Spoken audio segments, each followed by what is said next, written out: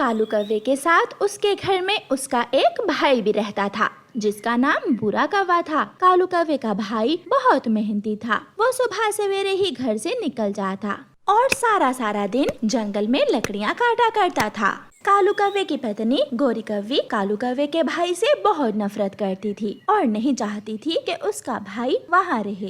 कालू जी, बहुत हो गया। आज उस लंबी चोंच वाले को घर से ना निकाला तो मैं अपने मायके चली जाऊंगी। गोरी, वो कमा कर लाता है तो हम भी खाते हैं, वो तुम्हारा क्या बिगाड़ता है? उसे यहाँ रहने दो।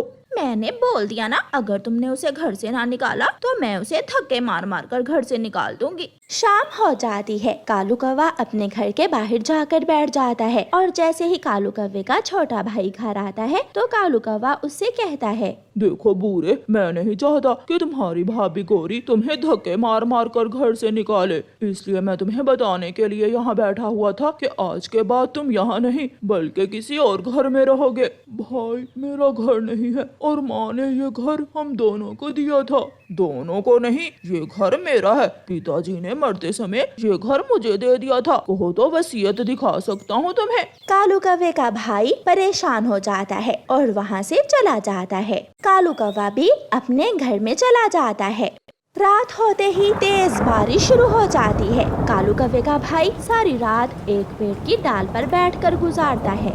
सुबह हो जाती है। रानो चिड़िया अपना दाना लेने जा रही थी। वो कालू कौवे के भाई को पेड़ की डाल पर बैठा हुआ देखकर वहाँ आ जाती है। बूढ़े, तुम ऐसी बारिश में यहाँ क्या कर रहे हो? चिड़िया बहन, मुझे मेरी भाभी और भाई ने घर से निकाल दिया है। मेरा घर नहीं है, मैं कहाँ जाऊँ? बूढ़े, तुम चिंता ना करो, तुम मेरे साथ मेरे घर में रह सकते हो। आओ, मेरे साथ आ जाओ। फिर चिड़िया बूढ़े कौवे को अपने साथ ले जाती है। चिड़िया बहन, मैं आवारा नहीं हूँ, मैं मेहनत करता हूँ। मैं काम में आपकी मदद किया करूँगा। कौवे भैया, मैं भी आपका घर बनाने में आपकी मदद करूँगी। बारिश रुक जाती है और बुरा कौवा फिर से अपने काम पर निकल जाता है। बुरा कौवा लकड़ियाँ कबूतर सेठ को बेचकर पैसा लेता है। बुरे कौवे भाई, इन फलों की क्या जरूरत थी? चिड़िया बहन, आपने मेरी मदद की और मेरा भी तो हक बनता है कि मैं भी आपके लिए कुछ करूं। फिर बुरा कौवा आहिस्ता आहिस्ता अपने लिए एक सुंदर सा घर भी बना लेता है। चिड़िया बहन, मैंने अपना घर बना लिया है। आज मैं अपने घर में जा रहा हूँ। तुम्हारा बहुत बहुत शुक्रिया मेरे मुसीबत के दिनों में मेरा साथ देने के लिए। बुरे कौवे, जो मेहनत करता है उसे हमेशा सफलता मिलती है। बुरा कौवा अपने घर में चला जाता है। कालू, उठो और जाओ, कोई काम धंधा करो। बारिशों के दिन भी आने वाले हैं। अगर बारिशें शुरू हो गईं तो हम खाएंगे कहाँ से? तुम हर समय घर में सोई रहती हो। जाओ, तुम काम करो। तुमने ही मेरे भाई को घर से निकाला था। वो कमाता था और हम दोनों खाते थे। कितनी अच्छी जिंदगी गुजर रही थी। तुमने मुझे मुसीबत में डाल दिया। 2 दिनों बाद बारिश शुरू हो जाती है। कालू कौवे और गोरी कौवी के पास तो खाने को कुछ भी नहीं था। जब भूख से गोरी कौवी का पेट जलने लगता है तो वो घर से निकलती है। वो जंगल में दाना ढूंढने जाती है, लेकिन जंगल में तो हर तरफ पानी ही पानी था। दाना तो नहीं है। वो सामने घर न जाने किसका है, मैं वहाँ जाती हूँ। गोरी कौवी उस घर के दरवाजे पर दस्तक देती है। तोता घर से बाहर आता है। कौवी, क्या बात है, क्यों बारिश में आई हो तुम यहाँ? तोते तोते, मैं भूखी हूँ, मुझे खाने को कुछ दे दो। मेरे पास केवल 2 ही अमरूद हैं। अगर वो तुम्हें दे दिया तो क्या मैं भूख से मरूं? तोता अपना दरवाजा बंद करके घर चला जाता है। जब गोरी पीछे मुड़ती है तो पीछे बुरा कौवा गोरी कौवी का देवर खड़ा था। भाभी, हाँ, मेरे साथ आइए, मेरे पास भोजन है, मैं आपको भोजन देता हूँ। गोरी बहुत शर्मिंदा थी, लेकिन पेट की भूख से मजबूर गोरी कौवी बुरे कौवे के साथ जाती है। बुरे, ये घर किसका है?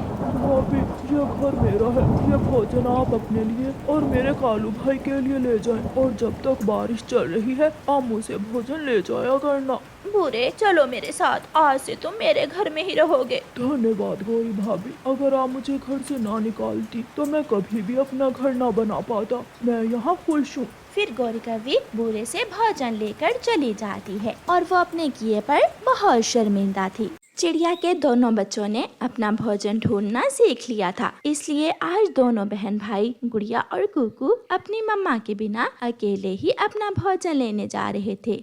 गुड़िया बहन, चले भी, हमें देर हो रही है। अपने भाई की बात सुनकर गुड़िया हंसने लग जाती है। मम्मा मम्मा, भाई को देखें कैसे बाहर जाने की बेचैनी है। गुड़िया बेटी, भाई ठीक ही तो बोल रहा है, जल्दी जाओगे तो दिन की रोशनी में भोजन लेकर घर वापस आ जाओगे। फिर दोनों बहन भाई अपने घर से निकलते हैं। जंगल की दूसरी तरफ झरने के पास कुकू को एक झाड़ी में कुछ काले रंग के बीज दिखाई देते हैं। कुकू वहाँ रुक जाता है। मुझे भोजन मिल गया गुड़िया बहन, ये बीज बहुत सुंदर दिख रहे हैं, ये जरूर स्वादिष्ट होंगे। कुकू भाई, मैंने मम्मा को कभी भी ऐसे काले रंग के बीज खाते हुए नहीं देखा। आप भी ये बीज ना खाएं, हम थोड़ा और आगे जाएंगे और हमें दाना मिल जाएगा। तुम जाओ, मैं तो खाऊंगा, मैं तो यही बीज खाऊंगा। कुकू अपनी बड़ी बहन की बात नहीं मानता और वो काले बीज पेट भर कर खा लेता है। गुड़िया को भी पास वाले पेड़ के नीचे दाना मिल जाता है। गुड़िया भी दाना खा लेती है। फिर इस तरह दोनों बहन भाई अपने घर वापस लौटते हैं। कुकू और गुड़िया की मम्मा घर में नहीं थी, वो नदी पर गई हुई थी। घर आते ही कुकू के गले में दर्द शुरू हो जाता है। कुकू भाई, क्या बात है? मुझे तुम ठीक नहीं लग रहे हो। गुड़िया बहन, मम्मा को न बताना, मैंने वो काले बीज खाए थे। अब क्या हुआ? वो बीज अब तुम्हें क्यों याद आ रहे हैं? गुड़िया, मेरे गले में बहुत दर्द है। शायद मेरा गला अंदर से जख्मी हो गया है। मैंने कहा था, मैंने आपको मना किया था, मगर आप हो कि किसी की बात नहीं मानते हो। उनकी मम्मा भी आ जाती है। गुड़िया भी चुप कर जाती है और कुकू भी। बच्चों, दाना खा लिया? हाँ मम्मा, खा लिया। अच्छा, अब रात हो गई है, आप दोनों सो जाओ। दोनों बच्चे सो जाते हैं। आधी रात होती है जब कुकू उठकर बैठ जाता है। उसकी मम्मा सोई हुई थी। कुकू रोने लग जाता है। मम्मा, मेरे गले में बहुत दर्द हो रहा है। मम्मा उठे, मुझे दवा दे दे। गुड़िया भी उठ जाती है और उनकी मम्मा भी। कुकू बेटा, ऐसा क्या खा लिया था आपने? दाना खाने से तो गला खराब नहीं होता। नहीं मम्मा, गुड़िया बहन से पूछ ले, मैंने तो दाना ही खाया था। कुकू भाई, बहुत हो गया, अब मैं और झूठ नहीं बोल सकती। मम्मा, कुकू भाई ने काले रंग के बीज खाए थे, मैंने इसे मना किया था, मगर इसने मेरी बात ही नहीं मानी। कुकू बेटा, वो बीज तो बहुत खट्टे होते हैं और इतनी खट्टी चीज खाने से जरूर आपके गले में इन्फेक्शन हो गया होगा। घर में कोई दवा भी नहीं है। मगर कुकू तो रोए जा रहा था। ठीक है मम्मा, मैं सो जाता हूँ, आप भी सो जाएं। अब मैं कैसे सो सकती हूँ बेटा, आपके गले में दर्द है और मैं सो जाऊँ? अच्छा, मैं कुछ करती हूँ। फिर मम्मा चिड़िया रात के समय ही अपने घर से निकलती है। अंधेरी रात थी। मम्मा चिड़िया जानती थी कि कुछ दिन पहले पड़ोसी कौवे के बेटे ने भी वो काले बीज खा लिए थे, इसलिए मम्मा चिड़िया उनके घर जाती है। कालू, देखो दरवाजे पर कब से दस्तक हो रही है। ये कौन आ गया इस समय? मैं देखता हूँ। चिड़िया, तुम इतनी रात गए, क्या हुआ है? कालू भैया, मेरे कुकू का गला बहुत खराब है, गले में दर्द हो रहा है, क्या आपके पास कोई दवा है? अंदर से गोरी आ जाती है। चिड़िया, कल मैं बुलबुल से अपने जग्गू के लिए दवा लाई थी, ये दवा तुम ले जाओ और इसे थोड़े गर्म पानी में मिलाकर कुकू को दो, वो ठीक हो जाएगा। धन्यवाद बोलकर मम्मा चिड़िया अपने घर वापस उड़ती है। अंधेरे के कारण मम्मा चिड़िया एक कांटेदार पेड़ से टकराती है और गिर जाती है। उसके पंख में कांटे चुभ जाते हैं, मगर मम्मा चिड़िया फिर से उड़ती है और घर पहुंच जाती है। मम्मा चिड़िया अपने बेटे को दवा पिलाती है।